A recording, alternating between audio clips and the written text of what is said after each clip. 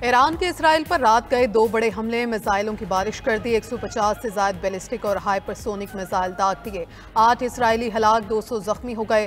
तल अबीब और मकबूजा बैतुल मक़दस धमाकों से गूंज उठे। वसती इसराइल में कई इमारतें तबाह, आग भड़क उठी। बैत अयाम में मिसाइल हमलों के बाद 35 इसराइली लापता। इसराइली वजारत दिफा ने ईरानी मिसाइल हमले की तस्दीक कर दी। इसराइली फौज का कहना है कि ईरान और यमन से मिसाइल दागे गए। इसराइली शहर हीफा में ड्रोन हमले से ऑयल रिफाइनरीज में आग लग गई। ईरान का हीफा के मुआशी मराकज़ को भी निशाना बनाने का दावा। पासदारान इनकलाब के मुताबिक खैबर मिसाइलों से हीफा और तल अबीब को निशाना बनाया। इसराइल पर बदर, उमाद और हाइब्रिड ड्रोन मिसाइल भी दागे गए। ईरान का 10 इसराइली जंगी तैयारे मार गिराने का भी दावा। पासदारान इनकलाब का कहना है कि इसराइल अगर बाज ना आया तो इससे भी बड़े और मोहलिक हमले करेंगे। ईरान ने जंग शुरू नहीं की, लेकिन इसके खात्मे का तयन करेगा।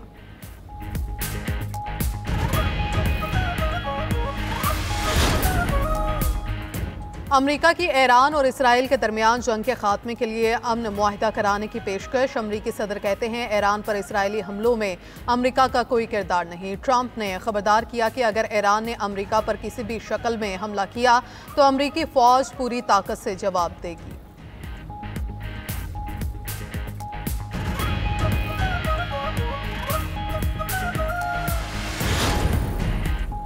इसराइल का तेहरान समेत कई शहरों पर क्रूज मिसाइलों से नए हमले। ईरानी वज़ीर दिफा अजीज नासिरजादा समेत मुतादिद अफराद की शहादत की इतलात। न्यूज़ एजेंसी के मुताबिक इसराइली ड्रोन ने तेहरान में वजारत दिफा की इमारत को निशाना बनाया। Defence research and innovation organisation के हेडक्वार्टर को भी निशाना बनाया गया। इसराइली हमले में 2 जनरल समेत 30 ईरानी फौजी शहीद हो गए। गुज़श्ता रोज़ जख्मी होने वाले ईरानी सुप्रीम लीडर के मुशीर आला अली शमखानी अस्पताल में दम तोड़ गए। ईरान के मजीद 3 एटमी साइंसदान शहीद, तादाद 9 हो गई। अली बखुई करीमी, मंसूर अस्करी और सैयद बर्जी को निशाना बनाया गया। इसराइल के ईरान के 19 मकामात पर हमले, मशरकी आज़रबाईजान, लोरिस्तान और क्रिमांशा को भी निशाना बनाया गया। उधर इसराइल ने ईरान के साथ यमन में भी हमले शुरू कर दिए। Houthi chief of staff Mohammed Abdul Karim इसराइली हमले में शहीद।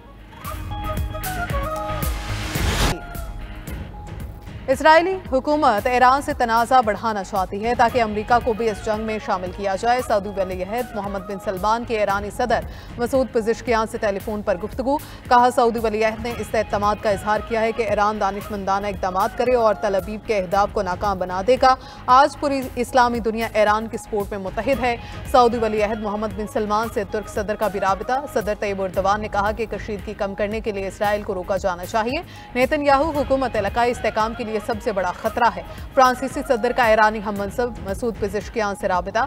ईरान को एटमी प्रोग्राम पर दोबारा मुज़ाकरात की दावत। कहा कि ईरानी एटमी प्रोग्राम को मुज़ाकरात से हल किया जाना चाहिए।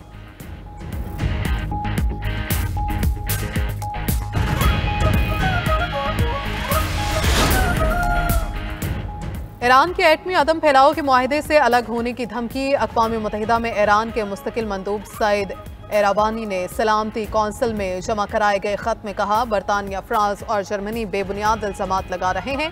अगर ये तीनों ममालिक ईरान पर पाबंदियां बहाल करने की कोशिशों में मसरूफ़ हैं तो ईरान एटमी अदम फैलाव के मुआहदे NPT से दस्तबरदार हो जाएगा। मगरबी इक़दामात का मुतनासिब जवाब दिया जाएगा। आर्टिकल 10 के तहत NPT से अलहदगी इख्तियार करने का अमल शुरू कर दिया जाएगा। उर्दन ने अपनी फ़ज़ाई हदूद दोबारा बंद कर दी। ईरान, इराक और शाम को भी फ़ज़ाई हदूद बदस्तूर बंद। ईरान ने अंदरूने और बैरूने मुल्क तमाम परवाज़ें मुअत्तल कर दी। मुसाफिरों और शहरियों को हवाई अड्डों का सफ़र न करने की हिदायत। दूसरी जानिब इसराइल ईरान जंग के बायस 2 दिन में दुनिया भर की 6000 परवाज़ें मनसूख। एविएशन ज़राए के मुताबिक सबसे ज़्यादा इसराइल का तल अबीब एयरपोर्ट मुतासर हुआ। दमिश्क, बगदाद, तेहरान, बैरूत और ओमान क्वीन एयरपोर्ट भी मुसलसल बंद हैं।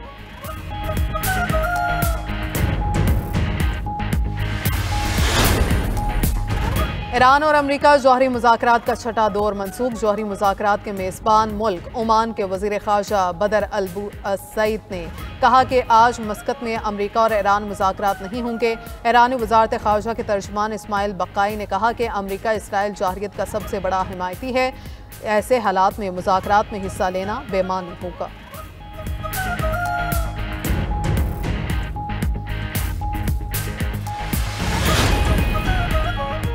वाशिंगटन में अमरीकी फौज के 250वीं सालगिरह की परेड, सदर ट्रंप, वजीर दिफा पेट हेग्सेथ और दीगर आला फौजी हुकाम की शिरकत। 7000 फौजी एहलकार और 150 से ज्यादा फौजी गाड़ियां परेड में शामिल। सदर ट्रंप ने कहा, दुनिया के हर मुल्क की तरह अमरीका को भी फतूहात का जश्न मनाने का हक है। हमारा मुल्क पहले से कहीं ज्यादा मजबूत होगा। हमारी फौज ना हथियार डालती है और ना मैदान जंग से भागती है।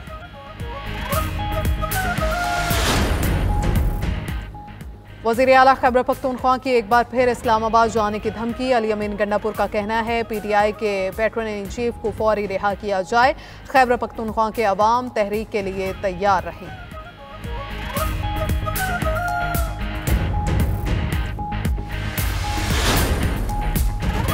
और उत्तराखंड में भारतीय हेलीकॉप्टर गिरकर तबाह, 6 अफराद सवार थे। भारतीय मीडिया के मुताबिक हेलीकॉप्टर देहरादून से केदारनाथ जा रहा था।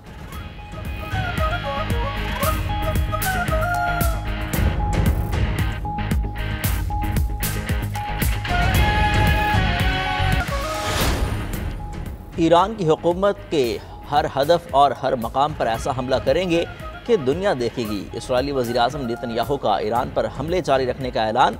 कहा, बहुत जल्द इस्राएली तैयारे तेहरान के आसमानों पर होंगे।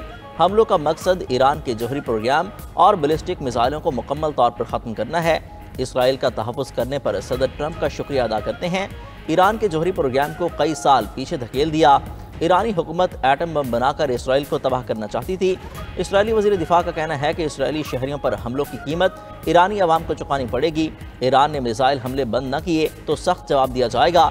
खामनाई के फैसले ईरान के लिए ख़तरनाक साबित होंगे।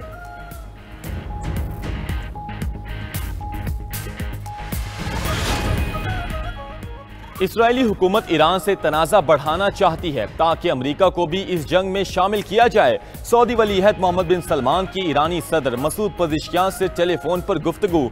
कहा, सऊदी वलीअहद ने इस एतमाद का इजहार किया है कि ईरान दानिशमंदाना इक़दाम करेगा और तल अवीव के अहदाफ को नाकाम बना देगा। आज पूरी इस्लामी दुनिया ईरान की सपोर्ट में मुत्तहिद है।